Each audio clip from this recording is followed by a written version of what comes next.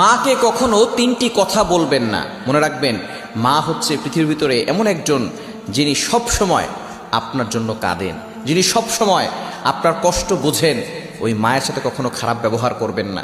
মা সবচেয়ে বেশি কষ্ট সহ্য করেছেন। আপনি যে দুনিয়াতে এসেছেন, 10 মাস মায়ের পেটে ছিলেন, কত লাতি গুতা মেরেছেন, মা কত লাতি গুতা সহ্য করেছে, আপনাকে কখনো বোঝা মনে করে নাই।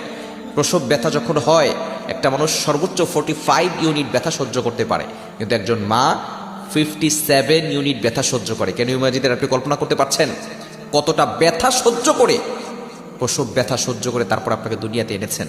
ওই মায়ের উসিলে আপনি দুনিয়াতে এসেছেন। সুতরাং মায়ের সাথে খারাপ ব্যবহার করবেন না। আল্লাহ নিজে বলে দিয়েছেন, ওয়াবিল ওয়ালিদাইনি ইহসানা, good behaviour with parents, good dealings with parents, পিতামাতার সাথে ভালো ব্যবহার করো।